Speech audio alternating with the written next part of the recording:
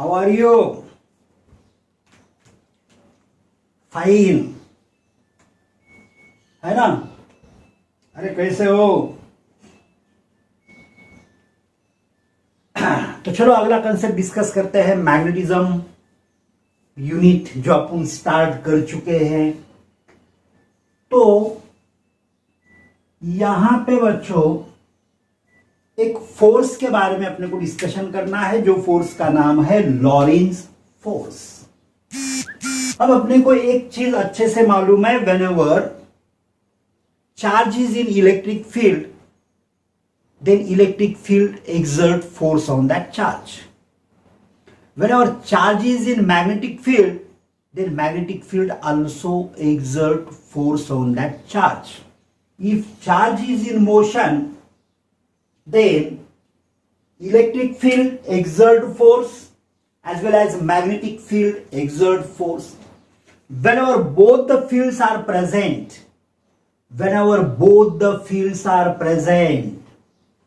then both field exert force on that charge. That force is known as Lorentz force. तो बच्चों मैंने यहां पे डेफिनेशन लिखा हुआ है। क्या डेफिनेशन लिखा है मैंने? देखो, the force experienced by a charge or charged particle in a region, ऐसा reason where both an electric field vector E and the magnetic field vector B exist. जहां पे दोनों फील्ड एग्जिस्ट है। कौन से दोनों field? Electric as well as magnetic, दोनों field exist है। ऐसे फील्ड में चार्ज ने एक्सपीरियंस किया हुआ जो फोर्स है, वो फोर्स को अपन क्या बोलेंगे बच्चों? Lorentz force. That force is known as Lorentz force. यानी समझो ये हॉल है और ये हॉल के अंदर इलेक्ट्रिक फील्ड है और इलेक्ट्रिक फील्ड के साथ साथ मैग्नेटिक फील्ड है, दोनों फील्ड है। तो चार्ज पार्टिकल फोर्स एक्सर्ट करेगा due to electric field as well as magnetic field. तो दोनों का जो रिजल्टेंट फोर्स आएगा, तो रिजल्टेंट फोर्स को कहा गया है बच्चों लॉरेंज फोर्स। तो Lorentz force is given by force due to electric field plus force due to magnetic field. Force due to electric field plus force due to magnetic field. अब अपने को मालूम है बच्चों, समझो Q is the charge, Q is the charge और Q is the charge particle. Then force due to electric field is given by the formula Q into vector E। Electrostatics का concept है बच्चों, Q into vector E आप पढ़ चुके हो, ठीक है ना? तो इलेक्ट्रोस्टैटिक्स में अपन ने ये डिस्कस किया हुआ है। चार्ज अगर Q है, इलेक्ट्रिक फील्ड E में रखा, तो फोर्स एक्सपीरियंस करेगा, उसके ऊपर फोर्स एक्सर्ट होगा Q into vector E, and force due to magnetic field on the charge is given by formula। इसका फॉर्मूला अपन लास्ट लेक्चर में पढ़ चुके। इसका फॉर्मूला बच्चों अपन लास्ट लेक्चर में पढ़ चुके हैं। क्या फॉर्मूला है force due to magnetic field का? याद करो, लास्ट लेक्चर में पढ़ चुके। Q into vector V cross vector B। Q into what? Vector V cross vector B, force due to magnetic field. और दोनों का एडिशन करेंगे वेक्टर मेथड से, तो नेट फोर्स मिलेगा, and that net force is nothing but what? Lorentz force. So we get Lorentz force F is equal to Q into vector E plus Q into vector V cross vector B. So this is the basic formula to find Lorentz force. अब Lorentz force में बच्चों अपन अलग अलग cases यहां पे discuss करेंगे, अलग अलग केसेस यहां पे अपन डिस्कस करेंगे लॉरेंज फोर्स में। तो लॉरेंज फोर्स में अपन डिस्कस करेंगे अलग अलग केसेस, स्पेशल केसेस। तो केस नंबर फर्स्ट, समझो अपन मानते हैं, समझो अपन मानते हैं यहां अपने पास 3 वेक्टर्स है बच्चों, E, V और B। ये 3 वेक्टर पे डिपेंड है लॉरेंज फोर्स, ये 3 वेक्टर पे डिपेंड है लॉरेंज फोर्स बच्चों। और वेक्टर बोले तो डायरेक्शन का कंसेप्ट आ गया, वेक्टर अगर बोले तो काय का कंसेप्ट आ गया बच्चों, डायरेक्शन का। अगर अपन ने माना कि ये जो वेक्टर E है, ये जो वेक्टर E है, ये जो वेक्टर V है और ये जो वेक्टर B है, ये है कोलिनियर। क्या चीज? कोलिनियर बच्चों। कोलिनियर का मतलब, कोलिनियर का मतलब बच्चों parallel to each other, parallel to each other. यानी चार्ज का वेलोसिटी इलेक्ट्रिक फील्ड वेक्टर को पैरेलल है और मैग्नेटिक फील्ड वेक्टर को भी पैरेलल है। यानी कैसे? ये डायरेक्शन में इलेक्ट्रिक फील्ड है और इसी डायरेक्शन में मैग्नेटिक फील्ड है, मैग्नेटिक फील्ड का भी डायरेक्शन सेम। मैग्नेटिक फील्ड और इलेक्ट्रिक फील्ड दोनों का डायरेक्शन सेम। समझो ब्लैक कलर से मैंने इलेक्ट्रिक फील्ड बताया, ब्लू कलर से मैंने मैग्नेटिक फील्ड बताया, ठीक है ना बच्चों। Directions are same. मैग्नीट्यूड के बारे में अपने को पता नहीं है, ठीक है। न्यूमेरिकल होगा तो न्यूमेरिकल में मैग्नीट्यूड भी दिया जाएगा इलेक्ट्रिक फील्ड और मैग्नेटिक फील्ड का। अभी तो फिलहाल ध्यान में रखो, इलेक्ट्रिक फील्ड का डायरेक्शन और मैग्नेटिक फील्ड का डायरेक्शन सेम है और ये अपना चार्ज Q, और इसको इसी डायरेक्शन में छोड़ दिया, इसी डायरेक्शन में वो मोशन में, यानी वेलोसिटी का डायरेक्शन भी same. So electric field vector, magnetic field vector and velocity vector, all these 3 are collinear. तो अपने को मालूम है बच्चों कि अगर velocity vector magnetic field vector को पैरेलल है, if velocity is parallel to magnetic field, last lecture में अपन ने डिस्कस किए थे, if velocity vector is parallel to magnetic field vector, then force due to magnetic field, that is Q into vector V cross B, becomes 0. This becomes what? 0. अरे पढ़ चुके अपन ये concept. Magnitude of this force is 0 और magnitude 0 है, इसका मतलब force है ही नहीं, और फोर्स है ही नहीं तो डायरेक्शन आएगा ही नहीं, ठीक है ना। क्यों? ये क्यों ऐसे हुआ? Because cross product. अरे क्रॉस प्रोडक्ट है, कौन सा प्रोडक्ट है? क्रॉस प्रोडक्ट अगर है तो फिर मैग्नेटिक फील्ड 0 आया, मैग्नेटिक फील्ड 0 आया।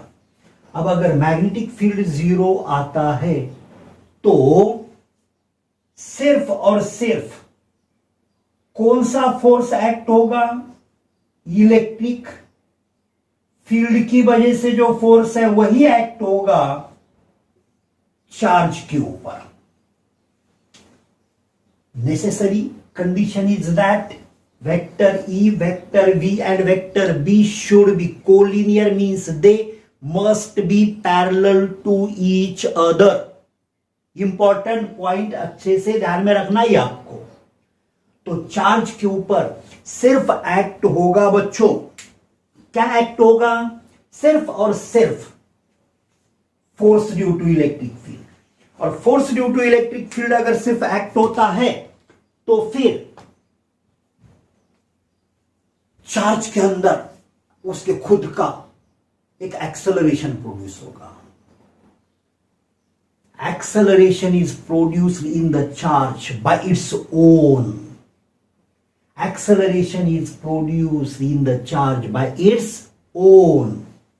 Acceleration is produced in the charge by its own. And speed, velocity, kinetic energy and momentum, these are constant. और ये कैसे रहेंगे बच्चों? ये कांस्टेंट रहेंगे. This you have to remember, very important point for theoretical MCQs. Theoretical MCQs के लिए आपको इसे ध्यान में रखना होगा, बहुत ही इंपॉर्टेंट पॉइंट है. This is the case number first. Now case number second बच्चों. Case number second, vector E, vector V and vector B are mutually perpendicular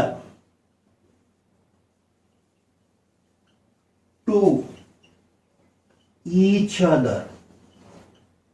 These three vectors are mutually perpendicular to each other. These three vectors are mutually perpendicular to each other. ये तीनों vector बच्चों एक दूसरे को perpendicular है. These vectors are mutually perpendicular to each other. Then what happens? तो Lorentz force क्या चीज है, क्या आएगा, क्या रहेगा, कौन सा उसका मैग्नीट्यूड रहेगा, कौन सा उसका डायरेक्शन रहेगा, इसके बारे में अपन डिस्कशन करेंगे. समझो कि यह है एक्स एक्सिस, ठीक है ना बच्चों, एक्स वाई जेड एक्सिस, ये अपन ने कंसीडर किया. अब अलोंग द एक्स एक्सिस अपन ने मान लिया वेलोसिटी है. Along the X axis we will consider velocity. Along the y axis, ये y एक्सिस कंसिडर करता है इलेक्ट्रिक फील्ड वेक्टर, ये z एक्सिस कंसिडर करता है, इधर है मैग्नेटिक फील्ड वेक्टर. अब along the x axis unit vector होता है i cap, along the y axis j cap, along the z axis k cap. Unit vectors along x y and z axes are respectively I cap, j cap and k cap. तो बच्चों आपको एक simple vector का concept पता है. Vector का simple concept क्या पता है? Vector a can be written as, समझो ये अलोंग द एक्स एक्सिस है, तो इसे अपन लिखते हैं a into I cap. A is what? Magnitude of vector A. And I cap is what? I cap is what? Unit vector along x axis. Whenever vector A is along x axis, then we can write like this.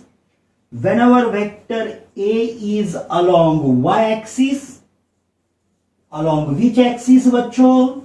Along y axis, then we can write A into j cap. And whenever vector A is along z axis, then we can write what? क्या लिख सकते हैं? आता है आपको? क्या लिख सकते हैं? Yes, क्या लिख सकते हैं? A into k cap. Very good.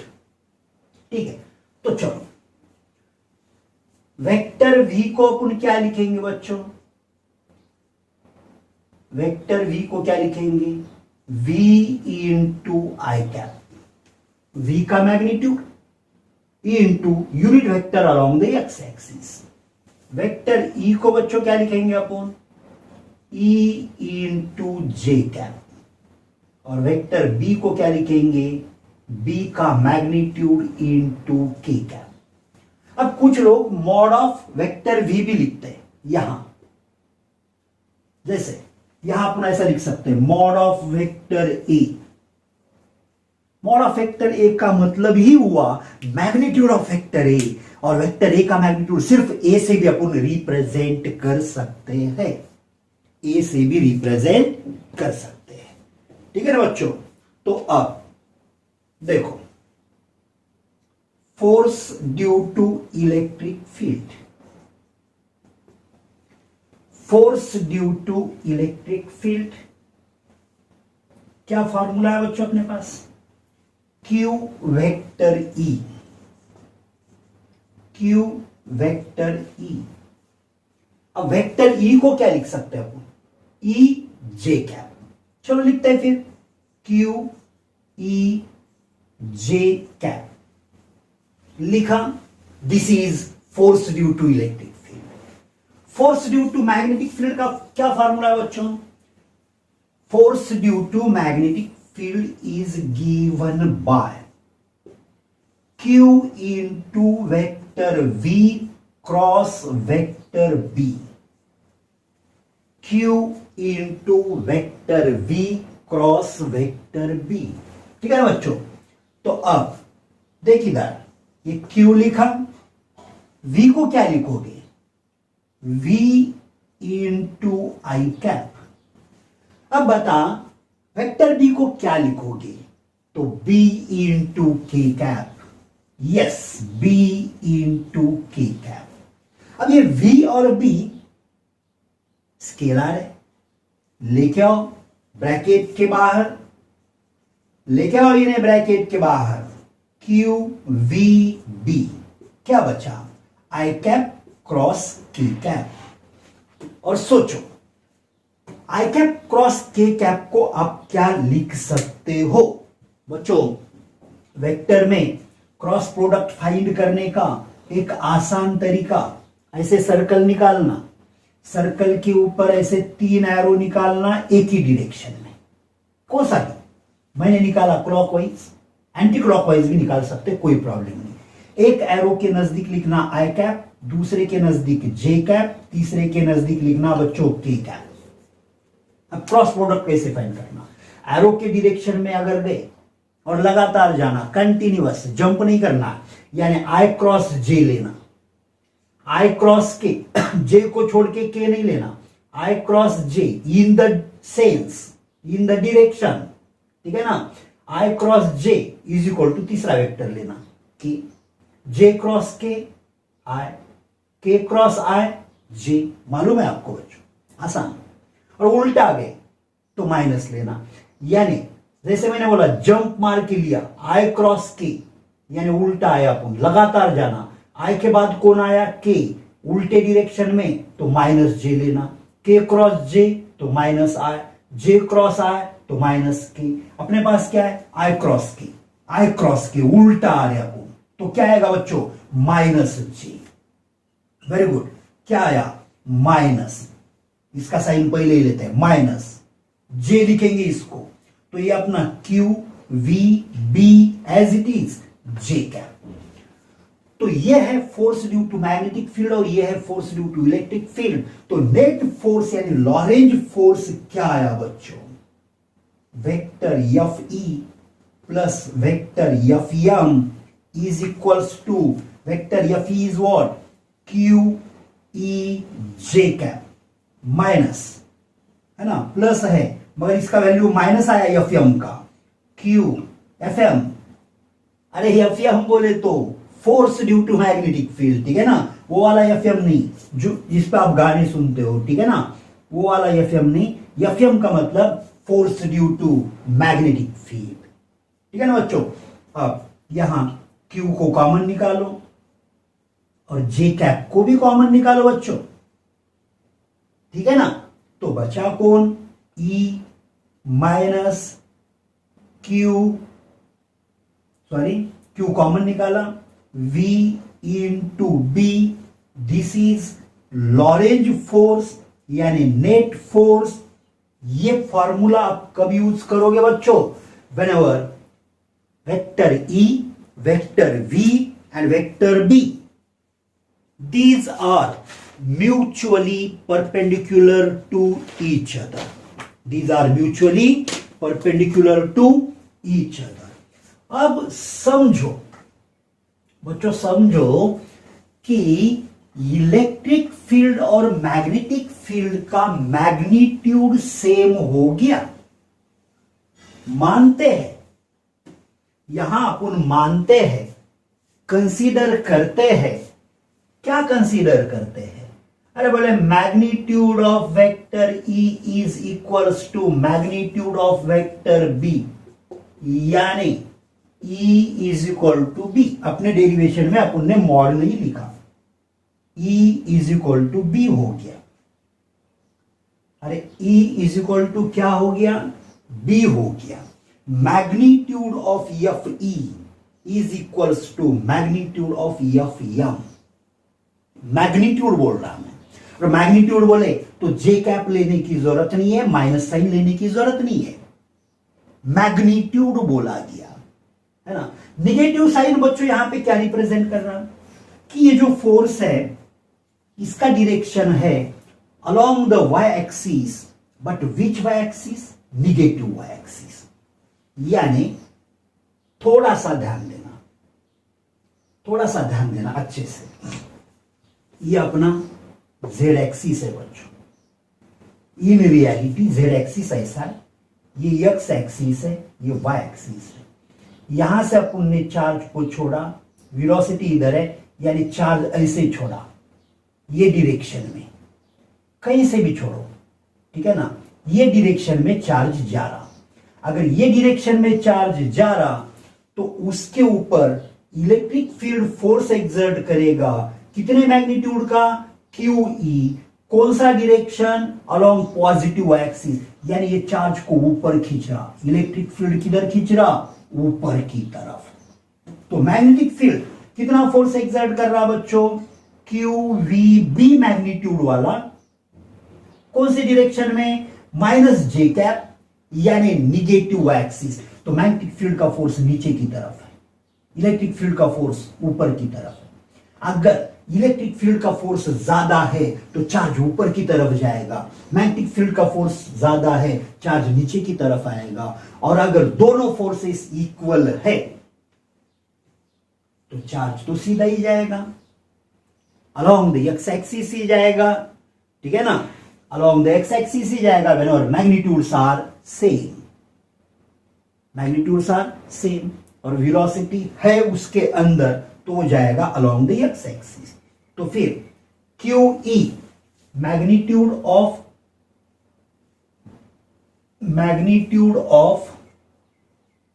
Electric force, magnitude of magnetic force, ठीक है ना बच्चों। E is equal to B का मतलब magnitude of electric force and magnitude of magnetic force, both are equal. अगर दोनों इक्वल है तो फिर क्या लिखेंगे अपन, मैग्नीट्यूड ऑफ इलेक्ट्रिक फोर्स यानी magnitude of force due to electric field is QE and magnitude of force due to magnetic field is QVB. Q get cancel, तो V इज इक्वल टू क्या आया, E upon B. V is equal to E upon B. ये principle, ये जो formula है, ये numerical type MCQs solve करने के लिए आपको यूजफुल रहेगा बच्चों, ठीक है ना. तो देखना, सोचना, समझ लेना. कुछ डाउट आया तो आप लिख सकते हो कमेंट बॉक्स में, ठीक है ना बच्चों, पूछ सकते हो सवाल, ठीक है ना. तो बच्चों ये प्रिंसिपल यूज किया जाता है. देखो वेलोसिटी सिलेक्टर बोल के एक डिवाइस होता है. वेलोसिटी सिलेक्टर यानी चार्ज का वेलोसिटी कितना रखना, ये डिसाइड कौन करेगा, magnitude of electric field and magnitude of magnetic field. Ratio of magnitude of electric field and magnetic field gives us the velocity of charge. और ये वेलोसिटी सिलेक्टर, ये डिवाइस में ये प्रिंसिपल यूज किया जाता है बच्चों. और फिर यहां अगर आपने देखा तो नेट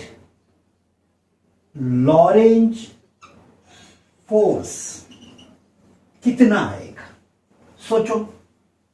अरे नेट लॉरेंज फोर्स कितना आएगा, सिंपल सी बात है बच्चों, ये दोनों का मैग्नीट्यूड सेम है और इनका डायरेक्शन तो अपोजिट है. पहले ही बता चुका मैं आपको, एक है अलोंग द पॉजिटिव एक्सिस, दूसरा है अलोंग द नेगेटिव एक्सिस.